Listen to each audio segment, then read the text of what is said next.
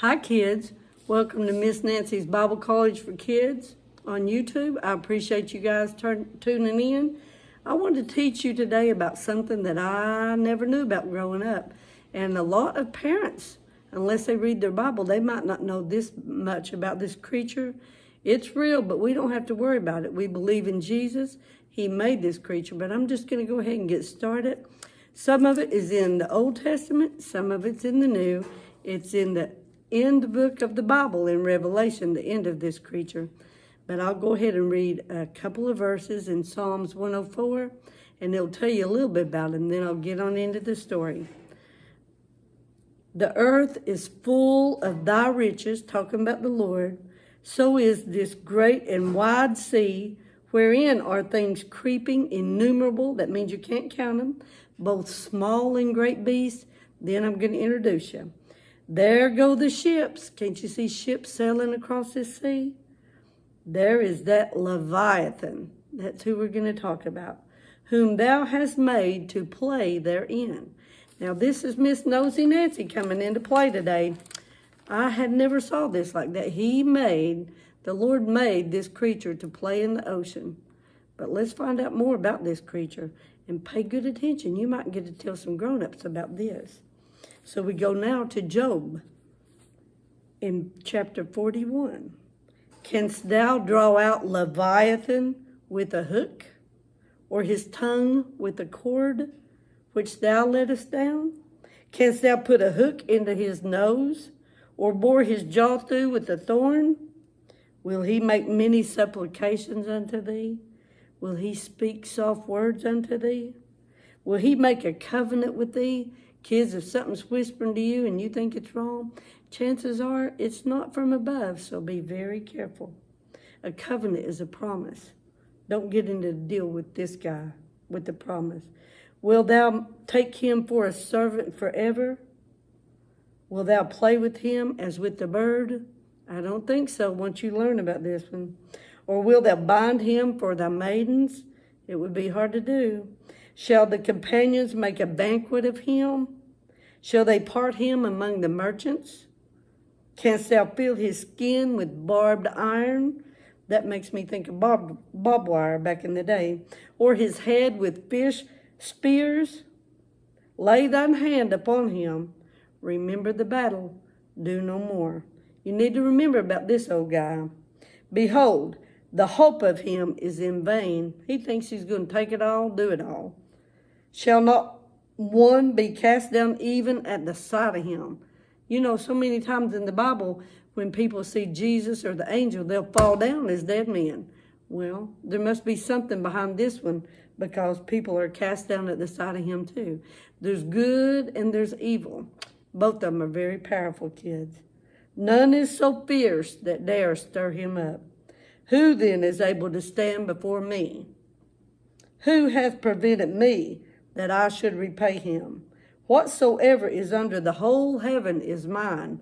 Now I know you can guess who this is talking. It's the Lord. I will not conceal his part, nor his power, nor his comely proportion. So he's big, and he's not going to be hid. He's something fierce. Who can discover the face of his garment? Or who can come to him with his double bridle? Who can open the doors of his face? His teeth are terrible round about. His scales are his pride, shut up together as with a close seal. One is so near to the other that no air can come between them. They are joined one to another. They stick together that they cannot be sundered. Now here comes the interesting part, kids. I don't want you to miss this. By his neesings, that's his nostrils, a light does shine, and his eyes are like the eyelids of the morning. They might be puffy, they might be beautiful, they might be bloodshot, but his eyelids are like the morning. Don't really know what that entails, but Miss Nancy's nosy enough to keep thinking on it. Out of his mouth, here comes the very, not coolest part, the hottest part. Out of his mouth go burning lamps, and sparks of fire leap out. Out of his nostrils goeth smoke, as out of a seething pot or cauldron. Don't that sound witchy to you? There's nothing good about this character. His breath kindleth coals, and a flame goeth out of his mouth. So have you figured it out yet? This is a fire-breathing nose with the smoke coming out, and the neesings, I guess, is the little part up here, but steam coming out it because it's so hot. Anyway, in his neck remaineth strength, and sorrow is turned into joy before him. He thrives on sorrow like we love to have joy in the Lord. That makes us happy. Well, this makes him happy when he sees sorrow. The flakes of his flesh are joined together. They are firm. In themselves they cannot be moved. His heart is as firm as a stone, yea, as hard as a piece of the millstone. When he raiseth up himself, the mighty are afraid. By reason of breakings they purify themselves. The sword of him that layeth at him cannot hold. The spear, the dart, nor the habergeon, which it says is a shield. He esteemeth iron as straw, and brass as rotten wood. The arrow cannot make him flee. Sling stones are turned with him into stubble. Darts are counted as stubble. He laugheth at the shaking of a spear. Sharp stones are under him. He spreadeth sharp-pointed things upon the mire. He maketh the deep to boil. Now that's a lesson for another time, but I'll tell you kids, the deep is up there between us and heaven, and it's a frozen body of water. So him going through it makes it shine and makes it white. Anyway, I'm getting ahead of myself. He maketh a path to shine after him. One would think the deep to be hoary. That's like frosty. Upon earth there is none not like him who is made. Now here's the scariest statement when you really realize what it means. He is made without fear. He beholdeth all things. He is a king over all the children of pride. Now we're going to go to the last book in the Bible. I kind of wrote it down so I wouldn't have to turn. But in Revelation chapter 20, verses 1 through 3, an angel came down from heaven, having the key to the bottomless pit. That's another scary thing. In the fall, we'll do the scary stories through the Bible. We'll hit back on this. And he had a great chain in his hand, and he laid hold on that dragon, that old serpent, which is the devil and Satan. You talk about a being. And they bound him 1,000 years. But after the 1,000 years, he's not finished. He comes back out. He's loosed. He goes out to deceive the nations. Believe it or not, kids, just like the things that's happening in the world right now, Miss Nancy can't believe. People believe this stuff. They're a part of it, really, and they don't even know it.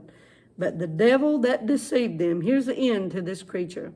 The devil that deceived them was cast into the lake of fire and brimstone, and shall be, here's his end, it ain't yet, shall be tormented day and night. How long? Forever and ever. I hope you guys love this story and hate this story, because that's the way Miss Nancy feels about it. It's so scary to know that this is a real being and that he's created by God. He's made without fear. He's so strong that his teeth could just take up a train like you'd see in a cartoon or in one of these monster movies and just destroy it. Step on something, destroy it. He has no fear. So let's go on with the questions and answers. Okay, number one, who made this creature? The Lord did. And he made him to do what? This is what I found so unbelievable. He made Leviathan to play in that sea. So I'm going to have to think on that, guys. It's full of creatures, innumerable. That means they can't even be counted. And there's Leviathan. And it says he made him to play in it. So I believe it. I don't understand everything, but I know it's true. And he asked some questions about Leviathan, the Lord did. And can you tell me any of them? Or can you make any statements about Leviathan? I'll tell you some. He asked, can you draw him out with a hook? He's not a fish. Can you catch him by the tongue with a cord? I wouldn't want to try. Could you put a hook through his nose? I don't think so. Could you bore through his jaw with a thorn? Well, number one, it would have to be a long thorn, not even to count that his scales are so tight that you couldn't even get air through them, let alone anything else. But how are some of the ways he may talk to you? Do you think he'd yell at you and tell you to do something? No, he probably wouldn't. He'd probably speak real softly to you, maybe in a whisper. He loves to copy the Lord. But if you hear a still whisper that's trying to get you to do something bad, realize who it's coming from. It ain't the Lord. He might even be begging you, or he might be bribing you. He might be saying, oh, you can get by with that again. Don't pay no attention to your parents.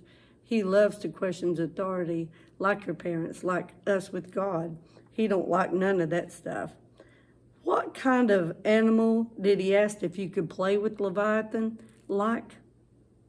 And this one fascinates me too, because Leviathan's in the water. He says, can you play with him like a bird?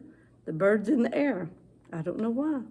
But then he said, who did he ask if you could bind him up for? Your maidens.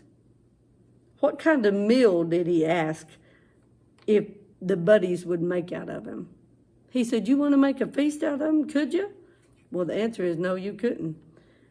What did he ask you if you could feel his skin? What would it feel like? Like barbed iron, or it's like thorns on a metal fence. You touch it, it's going to hurt, babies. You're going to bleed. Don't touch him. And then he said this. He said, lay your hand on him. Remember what? The battle. And then what did he say to do? Do no more. Now, I know this is a scary story, but it's a true story. I had no idea about it when I was growing up. Is any fierce enough to stir him up, to make him mad, or to beat him?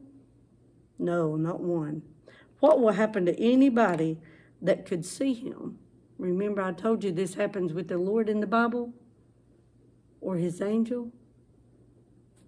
They'll fall down because of just seeing him. Whose is everything under the whole heaven, and who made it? The Lord himself, didn't he? Then he asked this question, who can open the doors of his faith?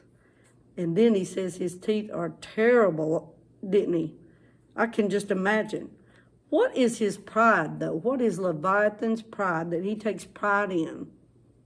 The scales on his body. And somewhere else, I should have looked this up, it calls him a red dragon.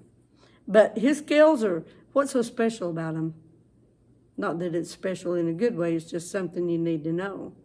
They're so tight, so tightly woven that even air can't get through them. You should put your hand on your mouth and try to breathe. That ain't nothing compared to that. You wouldn't get not 1 ounce of air at all. And what two things go out of two places in his nose? Light out of the neesings and smoke out of the nostrils. And then what comes out of his mouth? Burning lamps or flames of fire. I would not want to see him. Is his neck weak or strong? Very strong. But when he sees sorrow, how does that make him feel? So sad and regretful? No, it makes him happy. Is that not a scary thought, guys? I know it's a scary thought to me because I have been sorrowful before, and I thought, oh, he was so well pleased with that. And I want to say, I'm sorry, Lord, right in front of you kids. When you make a mistake, you tell God, say, I'm sorry, and I'll try not to do it again, and then try not to. But what does it tell us about his heart? That it is as hard as a nether stone. That's as hard as it gets, I'm sure.